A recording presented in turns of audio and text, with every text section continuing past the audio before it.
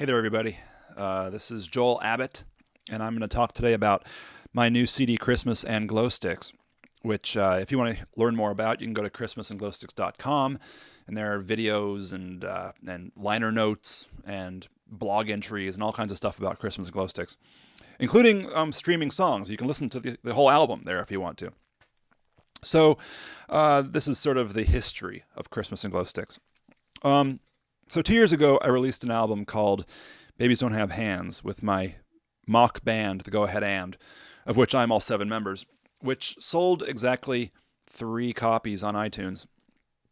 So this frustrated me, and I was like, well, if that won't sell, which, by the way, 3 copies is probably more than that album was worth, but if I wanted to make an album that would sell, what would people want to hear? So I went and researched what the top-selling album of 2007 was, and it happened to be the Josh Groban Christmas album. So I said, well, why don't I make a Christmas album? That'll sell well. It worked for Josh. So I started putting together a list of songs that I wanted to do and figuring out what to do about making it. At the same time, I was trying to get better at making music with digital audio and soft synths and really just synthesizers in general. I wanted to get better at making electronica and techno. So why not make techno electronica Christmas music? So year and a half ago, I was in Edmonton, Alberta, Canada, playing piano for an improv festival called the Improvaganza, which is a terrific improv festival in Edmonton. It happens at the end of June. If you're ever there, look up Rapid Fire Theater. They're terrific improv. And the shows were at night, so during the day I had nothing to do. So I said, why don't I work on Christmas and Glowsticks? So all day long I would work on the album, and then at night I would go and play improv shows.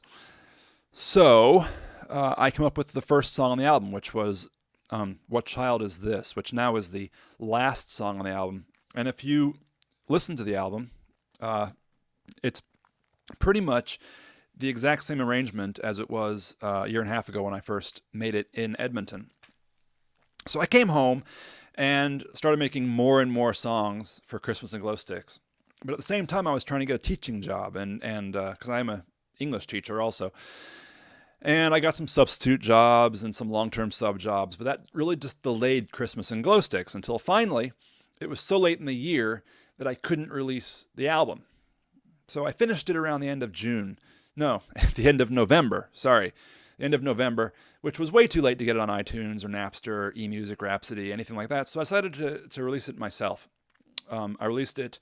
I put it up on a digital download site called eJunkie, and that site allows you to set your own price or pay what you want. So I put on my Facebook page, hey, I made this album. You can go and download it for free, or pay what you want at this site. So some people did it. I don't know how many downloads, maybe 60, 70 downloads, of which maybe 10 people paid, which, wasn't bad. I had no other options at the time. I also printed 100 copies of the CD, and that sold pretty well, but only among, family and friends. I don't have anyone else I can sell it to. I couldn't get it out to international distribution. So Christmas came and went, and that was the end of the album. Who listens to Christmas songs after Christmas is over? Crazy people. That's who. So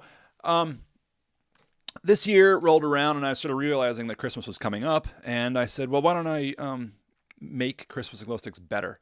Why don't I do something new? And I originally thought I'd write a few more songs for it, but I didn't want to deal with that. So instead what I did was I remastered it. And I've learned a lot about making albums in the last year. So I went back to the original Glowsticks files, and I re-exported every individual track into audio space. And I exported at 32-bit, which means that they're extremely high-quality audio, and that when I mastered them, I was able to get them to a much higher level of fidelity.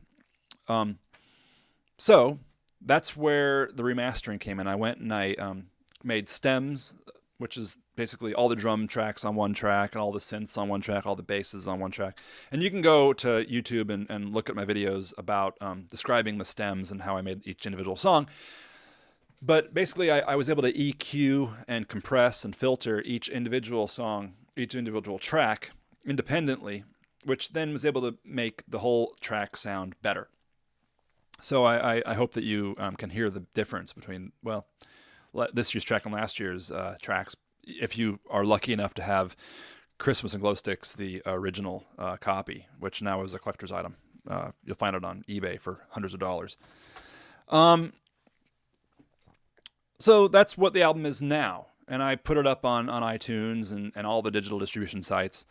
And I have printed new copies of the album so you can get a real copy to impress your friends. And so it's a remastered Christmas and Glowsticks, and it sounds really, really, really good. It was good last year, but now it sounds really, really good. It's like looking through glass, or looking through, like, opening the window and seeing not glass. It's like taking a filter off of the entire album. Anyway, it's a lot better. So I'm going to talk a little bit about my initial concept behind the album, which was to make a synthesized album that sounds like it was written and arranged by robots. At every point in the making of this album, I was like, what would a robot do? I should get a little wristband that says, what would a robot do? WWRD. Anyway, so as I started realizing the album more and more, using weird synthesizers and different sounds that really aren't natural sounds, I noticed that the weirder the sound was that I used, the better it sounded. And I think this has to do with how Christmas songs are usually very pretty. There's pretty bells, and there's pretty flutes and pretty violins, and everything's very pretty about Christmas music and happy. And what I found was that making the sounds really dirty, and I wouldn't say unhappy, but I did actually rearrange many of the songs into minor keys, which made them sound very interesting. But the dirtier the sound, the more interesting the sound was. So you'll hear that on the album if you go listen to it. There's a lot of weird sounds, like very distorted sounds, or very non-harmonic, non-melodic sounds that are very prominent in the album. And also I wanted to elevate the kind of cheesy Christmas music, the cheesy electronica, to another more symphonic level. I wanted to make it sound more sophisticated. So I invented a lot of interesting counter melodies. I used a lot of really complicated counterpoint to offset the original melody of the song. And I hope that when you hear it, you'll hear a lot of the weird, interesting other counterpoint that I'm using. In addition, I wanted to flex my muscle with dance songs. I wanted to learn how to make more techno, dancey type music. And that comes through on many of the songs. But I didn't want to make any of the songs sound boring. And to me, a lot of dance music sounds really boring because it's all the same thing over and over again. It's the same beat over and over again. So my songs have a very different structure to them. And it's basically a modified sonata form. It's theme and variations, where you start with an initial theme, which then gets messed up. And you add different melodies that don't sound like it should go with the original theme. And then they all come together to form this new song that you didn't know existed before. And all the different counter melodies work with the original melody. And it creates a new arrangement. And then, of course, at the end, it goes back to the original melody. And that's how the songs usually end. So it's beginning is a theme, the middle is this really messed up sonata form, and then it goes into the main theme again. And that is really what I was doing with Christmas and Glowsticks. So that's what I was thinking. Hope that you enjoyed this video. If you want more information, go to christmasandglowsticks.com. If you want to hear about my other band, The Go Ahead And, you can go to thegoaheadand.com. I'm Joel Abbott, and this has been Christmas and Glowsticks Intro.